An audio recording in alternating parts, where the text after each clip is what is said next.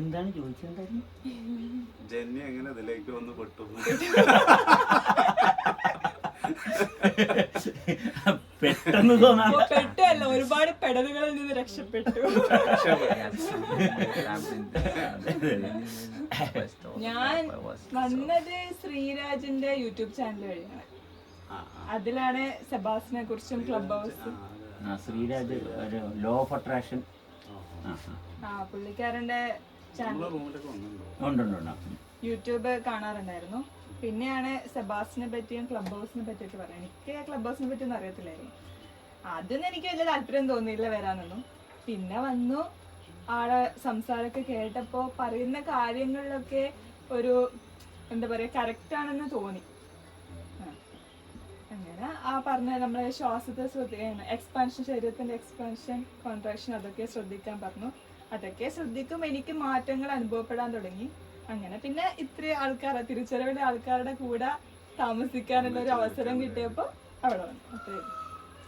എന്തിലാണ് ശ്രദ്ധിച്ചത്? എന്തിലായിരുന്നു expansion contraction എന്ന് പറയുന്നത്? ഞാൻ ആദ്യം എക്സ്പാൻഷൻ കോൺട്രാക്ഷൻ ഓക്കെ, പക്ഷെ അതിനേക്കാൾ അപ്പുറം ആദ്യം എനിക്ക് ശ്രദ്ധിക്കാൻ പറ്റത് ഈ ഭക്ഷണം കഴിക്കുമ്പോ, വെള്ളം കുടിക്കുമ്പോൾ. മെയിനായിട്ട് ഞാൻ ആദ്യം വെള്ളം കുടിക്കുമ്പോഴൊക്കെ നമ്മളെ ശരീരത്തിൽ ഉണ്ടാവുന്ന മാറ്റങ്ങൾ, അത് ഇറങ്ങി പോകുന്നത്, അതൊന്നും നമ്മൾ ശ്രദ്ധിക്കാറേ ഇല്ല. വെള്ളം തന്നെ പെട്ടെന്ന് കുടിച്ച്, ഇപ്പൊ ഞാൻ കോളേജിലൊക്കെ പഠിക്കുന്ന, സ്കൂളിലൊക്കെ പഠിക്കുന്ന സമയത്ത് രാവിലെ പോകേണ്ട തിരക്കിന് ഭക്ഷണമൊക്കെ പെട്ടെന്ന് വാരി ഒഴിച്ച് കഴിച്ച് അങ്ങനെ പോയി.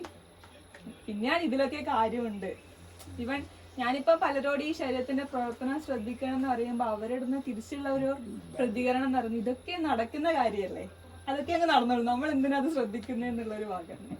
പക്ഷെ അത് ശ്രദ്ധിക്കാതിരിക്കുമ്പോഴാണ് കുറെ കഴിയുമ്പോൾ നിന്നു പോകുന്നത് അവർക്ക് മനസ്സിലാവും. അതെ അതെ, നമ്മളാണിത് ചെയ്യുന്നത്. ഇതൊരു യാന്ത്രികമായിട്ട് എല്ലാ കാര്യങ്ങളും ചെയ്തു അങ്ങ് പോവാണ്.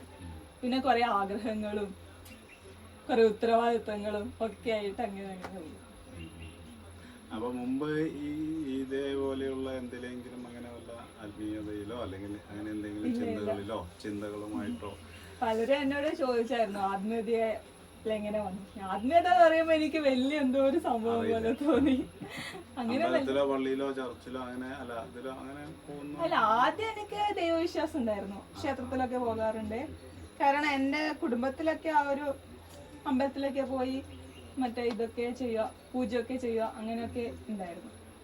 പിന്നെ എന്താ പറയാ, അതിൽ അങ്ങനെ ഒരു നമ്മളെ മനസ്സിന്റെ ഒരു തോന്നലായിട്ട് എനിക്ക് തോന്നി. നമ്മളൊരു ആഗ്രഹം പറയും, ആഗ്രഹം ദൈവത്തിനോട് പറയും, പിന്നെ അത് സാധിച്ചു കഴിഞ്ഞു കഴിഞ്ഞാല് ഓക്കെ ദൈവം നമ്മളെ കൂടെ ഉണ്ടെന്നുള്ളൊരു തോന്നല്, സാധിച്ചില്ലെങ്കിൽ കൂടെ ഇല്ല എന്നുള്ളൊരു തോന്നല്. മനസ്സിന്റെ തോന്നല് മാത്രമാണ്, അല്ലാതെ അങ്ങനെയുള്ള ഒരാളെ നേരിട്ട് കാണാനോ അനുഭവിക്കാനൊന്നും എനിക്ക് പറ്റിയിട്ടില്ല. പിന്നെ ഇങ്ങനെ ശരീരത്തിന് അനുഭവിക്കാൻ പറ്റിയപ്പോ നമുക്ക് അറിയാൻ പറ്റും, ഭക്ഷണം കഴിക്കുന്നൊക്കെ മാറ്റങ്ങൾ നമുക്ക് അറിയാൻ പറ്റും. ഞാനല്ല ചോദിച്ചത്. അല്ല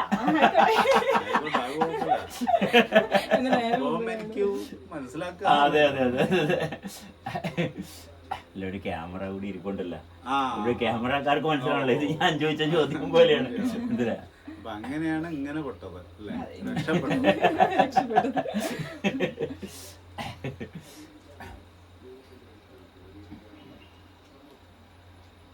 അപ്പൊ ഈ ഇതിലേക്കൊക്കെ ഇങ്ങനെ വന്നു കഴിഞ്ഞപ്പോൾ നമ്മളെ എന്തെങ്കിലും നമ്മൾ മുമ്പ് വിചാരിച്ചതിൽ നിന്നൊക്കെ നമ്മുടെ കയ്യിൽ നിന്ന് പിടിവിട്ടു പോവും, അങ്ങനെ എന്തെങ്കിലുമൊക്കെ തോന്നിയിട്ടുണ്ടോ? മുമ്പ് എന്തെങ്കിലും പദ്ധതികൾ എന്തെങ്കിലും ഉണ്ടായിരുന്നു ജീവിതത്തിൽ ഇങ്ങനെ വരണം അങ്ങനെ എന്തെങ്കിലും? അത് എനിക്ക് ആദ്യം എൻ്റെ കോളേജൊക്കെ കഴിഞ്ഞ ടൈമില് എൻ്റെ ഉള്ളിലുള്ളത് എനിക്ക് കുറെ ആഗ്രഹങ്ങളുണ്ട്. അപ്പോൾ നമ്മള് സ്വതന്ത്രരാവണം, ആരെയും ആരുടെയും കീഴിലാവാൻ പാടില്ല എന്നുള്ളൊരു ചിന്താഗതി ഉണ്ടായിരുന്നു. അപ്പോൾ ഒരു ജോലി വാങ്ങുക, പൈസ സമ്പാദിക്കുക, നമ്മുടെ ആഗ്രഹങ്ങളൊക്കെ അതിനനുസരിച്ച് തീർക്കുക, അതാണ് ശരിക്കുള്ള ജീവിതം എന്നാണ് എൻ്റെ ഒരു കാഴ്ചപ്പാട്. പക്ഷെ ആ സമയത്ത് നമ്മൾ പല കാര്യങ്ങളിലും സ്റ്റക്കാണ്. പണത്തിനായാലും അല്ലെ പല വികാരങ്ങളായി കഴിഞ്ഞാലും ഉത്തരവാദിത്തങ്ങളായി ഇതിലൊക്കെ സ്റ്റക്കാണ്. പിന്നെ എനിക്ക് മനസ്സിലായി ഈ ഒരു ഭാഗത്ത് വന്നപ്പോൾ അതല്ല, നമ്മളുടെ ശരീരത്തിൽ നടക്കുന്ന കാര്യങ്ങൾ എന്തൊക്കെയാണ്, പല മാറ്റങ്ങൾ സംഭവിക്കുന്നുണ്ട്, പല കാര്യങ്ങളും നമ്മളെ സ്വാധീനിക്കുന്നുണ്ട്. അതിനെ തിരിച്ചറിയുക, അതിൽ നിന്ന് ഫ്രീ ആവുക എന്നുള്ളതാണ് ശരിക്കുള്ള ഒരു സ്വാതന്ത്ര്യം എന്നാണ് പിന്നെ എനിക്ക് മനസ്സിലായത്. അല്ലാണ്ട് ജോലി സമ്പാദിക്കാൻ, ഇവൻ ജോലി വേണം, പക്ഷെ അതല്ല നമ്മളെ ജീവിതത്തിന്റെ ശരിക്കുള്ളൊരു ലക്ഷ്യം. ആ ഒരു തിരിച്ചറിവ് വന്നു. അതെപ്പോഴാ വന്നത് ഏകദേശം? അയ്യോ അങ്ങനെയല്ല ചോദിച്ചത്. അങ്ങനെ മുന്നേ കൂട്ടി അല്ല അത് വന്നത് എനിക്കൊരു തോന്നൽ വന്നത് എന്റെ ഇത് വിദ്യാഭ്യാസം കഴിഞ്ഞപ്പോ എന്റെ ഉള്ളില് ജോലി നേടിക്കഴിഞ്ഞു കഴിഞ്ഞാല് എല്ലാം സ്വസ്ഥാവും എന്നുള്ളൊരു ഭാഗത്തായിരുന്നു. പക്ഷെ ജോലി നേടി നമുക്ക് ശമ്പളം കിട്ടി, അത് കിട്ടുമ്പോ നമ്മളെ ചെലവാക്കുന്നുണ്ട്. പക്ഷെ അതിലൊരു എന്താ പറയാ, നമ്മൾ വിചാരിച്ച ആ ഒരു ഇതൊന്നും സന്തോഷമൊന്നും കിട്ടുന്നുണ്ട്, അതെങ്ങനെയോ ചെലവായി പോകുന്നുണ്ട്. അപ്പൊ പിന്നെ എനിക്ക് തോന്നി, പിന്നെ നമ്മളത് കിട്ടാൻ വേണ്ടിയിട്ട് കുറെ കഷ്ടപ്പെടുന്നുണ്ട്. അപ്പൊ ജീവിതം വെറുതെ ഇങ്ങനെ പോയിക്കൊണ്ടിരിക്കുവാണ്, ഒന്നും ശരിയായ രീതിയിലൊന്നും നടക്കുന്നില്ല എന്നുള്ളൊരു തോന്നല്. എന്തൊക്കെയോ ചെയ്യുന്നു, രാവിലെ പോകുന്നു, ജോലി ചെയ്യുന്നു, വൈകിട്ട് തിരിച്ചു വരുന്നു, പിന്നെ അവരുടെ ഓഫീസർമാരുടെ അവരെ പറഞ്ഞേൽപ്പിച്ച പണി കഷ്ടപ്പെട്ടിങ്ങനെ ചെയ്യുകയാണ്. അപ്പൊ പിന്നെ തോന്നി കൂടുതൽ പൈസ കിട്ടിക്കഴിഞ്ഞാല് ജീവിതം കുറച്ചും കൂടി അടിപൊളിയാവും എന്നൊക്കെ. അപ്പൊ എന്നെക്കാളും കൂടുതൽ പൈസ കിട്ടണമെങ്കിൽ നമ്മളെ ജോലിയിൽ ഉയർന്ന തലത്തിലെത്തണമല്ലോ. അപ്പൊ എന്റെ ഉയർന്ന ഓഫീസർമാരായി കഴിഞ്ഞാലും അവരും കഷ്ടപ്പെടുവാണ്, നമ്മളെക്കാൾ കൂടുതൽ കഷ്ടപ്പെടുവാണ്. അപ്പൊ പിന്നെ ഞാൻ കഷ്ടപ്പെട്ട് എന്തിനാ കഷ്ടപ്പാട് വാങ്ങാൻ പോകുന്നത്? അങ്ങനെ ഒരുപാട് സംശയങ്ങളാണ്. ജീവിതം എന്താണ്, എങ്ങനെയാ ജീവിക്കേണ്ടത്. പിന്നെ കുറെ നമ്മളെ പുസ്തകങ്ങൾ, ഈ വിജയിച്ച ആൾക്കാരുടെ പുസ്തകങ്ങളും അവരുടെ വീഡിയോസ് ഒക്കെ കണ്ടപ്പം ഓരോരുത്തർ ഓരോ കാര്യങ്ങൾ, അവർക്ക് അവർ ചെയ്ത കാര്യങ്ങള് ഒരുപാട് കാര്യങ്ങളാണ്. അപ്പൊ ഇതിൽ ഏതെടുക്കണം, അങ്ങനെ മൊത്തത്തിൽ കുറെ സംശയങ്ങളാണ്. പിന്നെയാണ് ഈ ഒരു ഭാഗത്ത് വന്നപ്പോ അതിലൊന്നും അല്ല, നമ്മള് നടക്കുന്ന കാര്യങ്ങൾ തിരിച്ചറിഞ്ഞു കഴിഞ്ഞാൽ വേറെ ഒന്നും നമ്മൾ നോക്കേണ്ട ആവശ്യം.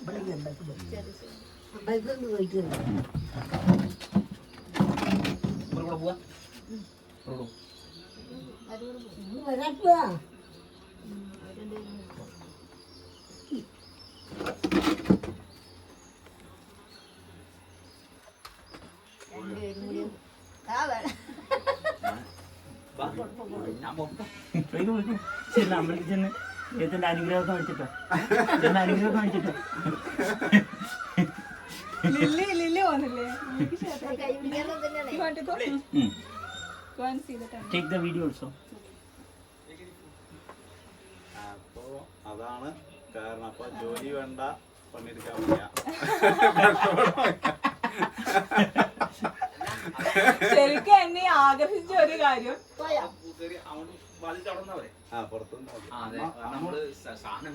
അമ്മയ്ക്ക് ഉള്ളിൽ കയറിക്കോളും.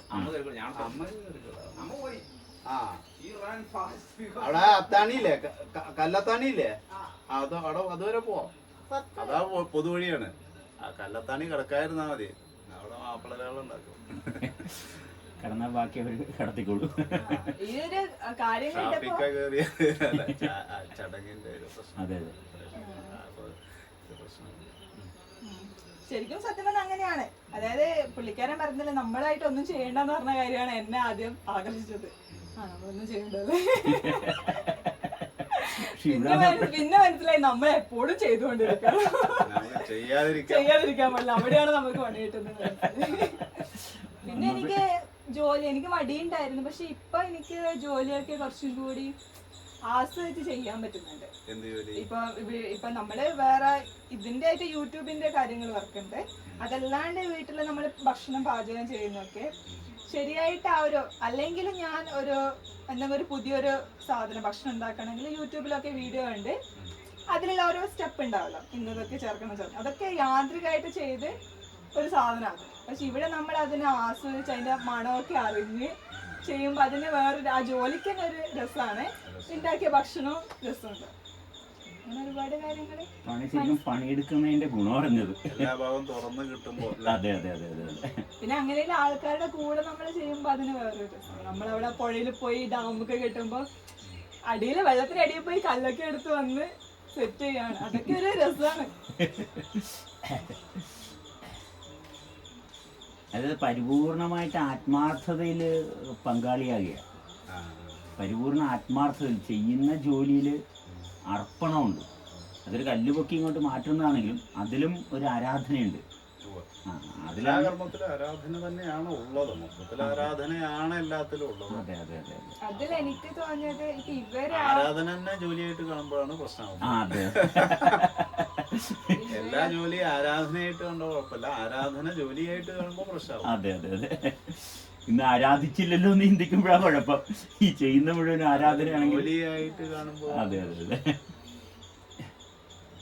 പിന്നെ ഇവരെ ജോലിയൊക്കെ ആസ്വദിച്ച് ചെയ്യുന്നതാണോ നമ്മള് ഓട്ടോമാറ്റിക്കലി അങ്ങനെ അതിലേക്ക് തനിയെ വരുന്നുണ്ടോ പങ്കു ചേരും. അല്ലാണ്ട് നമ്മളെ വീട്ടിലും അല്ലെങ്കിലൊക്കെ നമ്മളോട് പറഞ്ഞു ചെയ്യിപ്പിക്കുകയാണ്. അപ്പൊ നമുക്ക് ഇത് ചെയ്യണല്ലോ എന്ന് വിചാരിച്ച് ചെയ്യുമ്പോഴത്തേക്ക് എന്നെ ഒരു മടി വരും. അല്ല ഇതിപ്പോ ഇവര് ചെയ്യുമ്പോ ഞാനും ചെയ്യണ്ടേ, അല്ലെങ്കിൽ മോശമല്ലേ? അല്ല അത് 1-2 തവണ വരും, പിന്നെ ഞാൻ അങ്ങനെ വെക്കത്തില്ല. അല്ലെങ്കിൽ നേരെ തിരിച്ചു അവരെന്നോട് പറയത്തുമില്ല ചെയ്യണം, വേണമെങ്കിൽ ചെയ്യാം. അപ്പൊ അവിടെ തന്നെ താമസിക്കണം എന്നുള്ള അവര് നിർബന്ധം പിടിക്കുന്നൊന്നുമില്ല. നിനക്ക് എപ്പോ വേണമെങ്കിലും വീട്ടിൽ പോകാം ഉള്ളൊരു ഭാഗമാണ്. അത്രേ ഉള്ളൂ.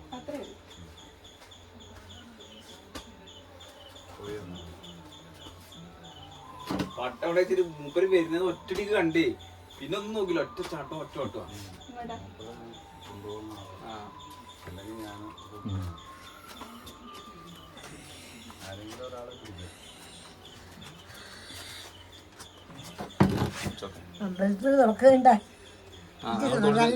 ഈ അത്യാധുനികം എന്ന് പറഞ്ഞു കഴിഞ്ഞാൽ എല്ലാവരുടെയും വിചാരം മനുഷ്യൻ കൃത്രിമമായിട്ട് ഉണ്ടാക്കി കൊണ്ടുവന്നിട്ടുള്ളതാണ് അത്യാധുനികം എന്നുള്ളൊരു ഭാഗത്താണ്. ഇപ്പോൾ റോഡുണ്ട്, വിമാനമുണ്ട്, ശാസ്ത്രത്തിൻ്റെ പുരോഗതി, ഇതൊക്കെ അത്യാധുനികമാണെന്നാണ് മനുഷ്യൻ ധരിച്ചിരിക്കുന്നത്. ശരിക്കും അത്യാധുനികമെന്ന് പറയുന്നത് ഈ കാണുന്ന ലോകത്തെ നമ്മൾ നിർവീര്യം ചെയ്യുന്നിടത്താണ് ഏറ്റവും അത്യാധുനികമായിട്ടുള്ള സവിശേഷത നിൽക്കുന്നത്. അതല്ലാണ്ട് ലൗകികമായിട്ടുള്ള കാര്യങ്ങളിലുള്ള കണ്ടുപിടുത്തങ്ങൾ അത്യാധുനികമല്ല. ശാസ്ത്രം എങ്ങനെയൊക്കെ പുരോഗമിച്ചെന്ന് പറഞ്ഞാലും അത് പുറകോട്ടേ പുരോഗമിക്കത്തുള്ളൂ. അതെന്നും പഴക്കത്തിലോട്ടാണ് പുരോഗമിക്കുന്നത്, അല്ലാണ്ട് ഒരിക്കലും പുതിയതിലോട്ട് വരുന്നില്ല. അവിടെയാണ് നമ്മുടെ ഇപ്പോഴത്തെ സാമൂഹ്യ സംസ്കാരത്തിൻ്റെ ഏറ്റവും വലിയ അധപ്പതനം നിൽക്കുന്ന അവിടെയാണ്. ഈ കണ്ടുപിടുത്തങ്ങളെല്ലാം സത്യത്തിൽ നമ്മുടെ ബുദ്ധി ഇപ്പോൾ കണ്ടുപിടിച്ചെന്നേ ഉള്ളൂ, അതെല്ലാം ഇവിടെ ഉള്ളത്. പക്ഷെ നമ്മൾ പുറകോട്ടാണ് പോകുന്നതെന്നൊന്നും അറിയുന്നില്ല. എത്ര ശാസ്ത്രം പുരോഗമിച്ച് റോക്കറ്റ് ഉണ്ടാക്കി, നാനോ ടെക്നോളജി വന്ന്, മറ്റേ ഇത് കണ്ടുപിടിച്ച്, എന്തൊക്കെ കണ്ടുപിടിച്ചുകൊണ്ടെങ്കിൽ ഇതെല്ലാം പുറകോട്ടാണ്. കാരണം മനുഷ്യൻ്റെ ഇപ്പോഴുള്ള ദൈനംദിന ജീവിതത്തിൽ അഭിമുഖീകരിക്കുന്ന തടസ്സങ്ങളെ ഭേദിക്കാനാണ് ഇത് ചെയ്യുന്നത്. ഇതിനെ ഭേദിക്കാൻ പിന്നെ അടുത്ത് ചെയ്യേണ്ടി വരും. ഇതൊരു കുരുക്കുണ്ടാക്കിയ മനസ്സിലായ. കാരണം നമ്മളെ സൃഷ്ടിച്ചിട്ടുണ്ടെങ്കിൽ സൃഷ്ടിച്ചിരിക്കുന്നതിൽ സർവ്വതുമുണ്ട്, അതിൽ പ്രവൃത്തിയുമുണ്ട്. അത് നിർജീവമല്ല, അതിന് ജൈവാവസ്ഥയുണ്ട്.